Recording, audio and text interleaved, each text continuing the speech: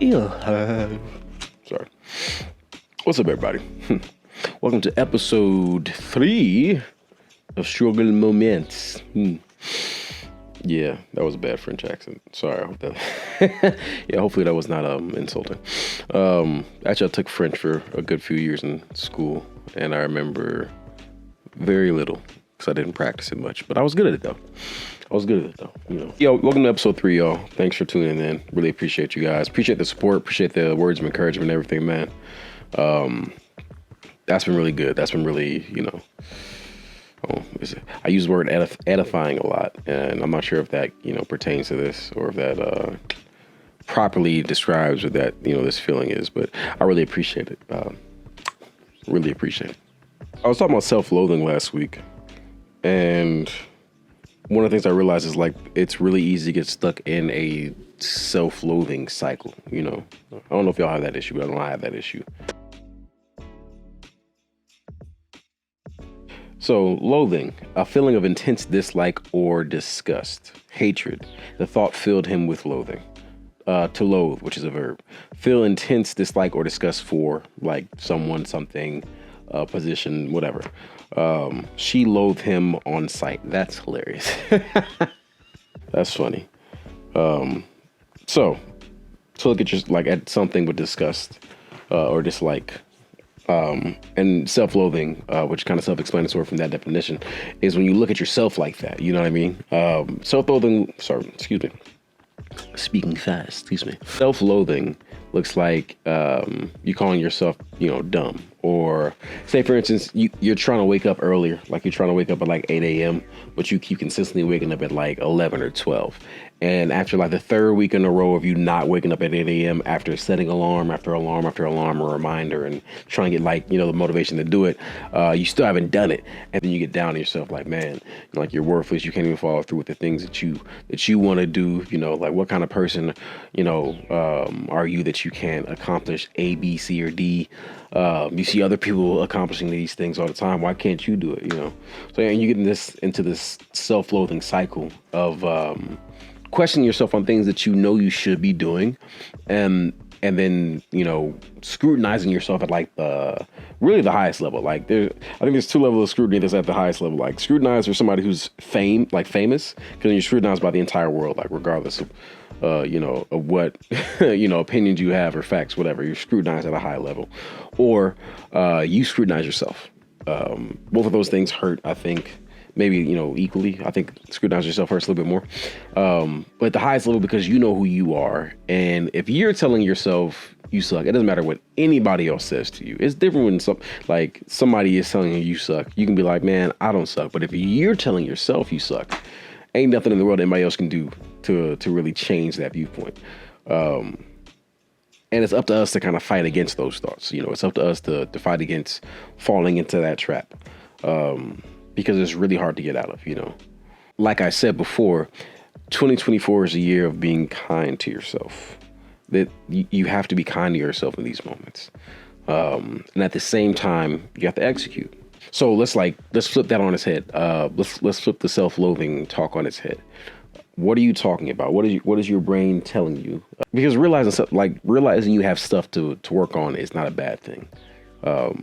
Realizing that you need to change certain habits and actions to get to this goal that you have set in your head is not a bad thing. Or to be the person that you think you are in your head, that's not a bad thing. It can be scary, it can be uncomfortable, but it's not a bad thing. Self-loathing comes in and tells you it is a bad thing because you think you lack something because you don't overcome these, I don't know if you want to call it these character flaws. I don't know if you can call it work ethic flaws or, you're not following through. Self-loathing kind of tells you that you are lacking in something. And because you are lacking something, that you are worth less than other people who aren't lacking that. You're doing the self-comparison game. You know what I mean? Either from Instagram, people, Hollywood, stuff like that. And you're comparing what they have and assuming that because you can't seem to get over your own, wall of, you can't get past yourself and get it done, that they are better than you, or they are more worth, they have more worth than you do. And that's just not the truth. That's not the truth. You know, when you sometimes, and it depends on where you are. I don't want to assume people's mental state. I'm not a therapist. You know, I didn't study psychology or anything like that. I don't know why I just flicked at the camera like that. I didn't study psychology or anything like that, but I can speak for my own experiences. But if you have like high levels of anxiety, chances are your brain kind of tells you stuff that isn't necessarily true. Chances are your brain puts you on high alert all the time and conflates certain situations, and it kind of makes you think something is true that isn't. I mentioned that last week too. So I think one, having something to write down, like having like a notebook or a journal, or even in your iPhone, your Android, whatever, they always have like note apps. Having a place to jot down these thoughts and then come back and look at them later has helped me out a lot, because I can kind of see what, you know, where I might be really tripping, and then where some stuff makes sense, you know, because some of that stuff makes sense. You know, your brain is telling you certain things that are true. You know, it's not everything your brain is telling you is a lie. It's just sometimes it'll take one little thing and then make it bigger than it really should be. And naturally, you're gonna feel a certain way from being criticized, even if it's from yourself. You know, you're gonna feel a certain way about that. It's always hard and challenging. It's always hard and challenging to look at yourself and pick apart certain aspects of your character, you know, and not feel sensitive about it, not feel hurt, you know, offended, even by yourself. You're like, I'm not that person. And then you kind of like go over certain things that you do, and you're like, dang, I actually really am that person. You know, I personally view that as a win. I honestly personally view being able to look at yourself and be like, dang, I don't like that aspect of myself. And to not just say that and then sit there in the I don't like that aspect of myself and then get down to yourself, but be able to look at that thing that you don't like about yourself and then say, I'm going to change that. That's, you know, that's awesome. That's extremely hard to do. It's a lot of hard work. And I think it takes a certain level of understanding of yourself and the person that you view yourself as, and you know, the person that you want to be. And my hair just undid the ponytail hang. That's funny. That's what happens when you have when you use your own hair as your hair tie. That's what happens. But yeah, man, I think that's an awesome place to be. That's a win right there. So for anybody who's in that mind state right now, if anybody's in that mindset, for anybody who's in the process of working on themselves, like truly working on themselves, not just saying that for, you know, whatever. Congratulations. Congratulations. You got stuff to work on. Congratulations. And good luck. And I believe in you too, because I know it's actually going to happen. It's going to be hard work, and it's going to hurt a little bit, but I believe in you.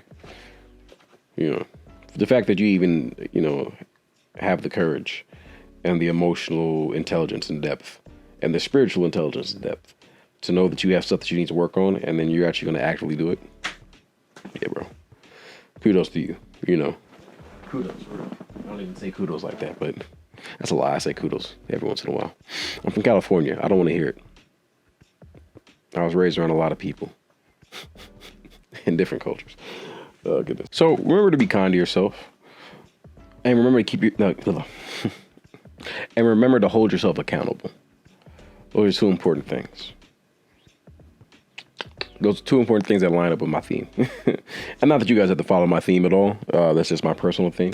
Be kind to yourself and execution. Or we can make it very short and simple. Grace and execution.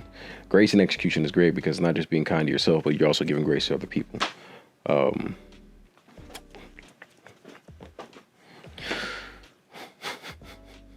So give yourself grace, because we all need grace, even from ourselves, especially from ourselves. And hold yourself accountable, you know.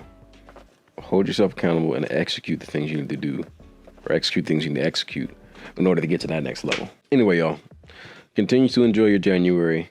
Continue to like strive and push yourself, and we here. Hey, we here. Struggle moments is here. You know what I mean? These are things we struggle with. We struggle with being consistent. We struggle with having stuff to work on. We struggle with being, having to hold ourselves accountable. But we still getting it done. So, all right, y'all. Peace.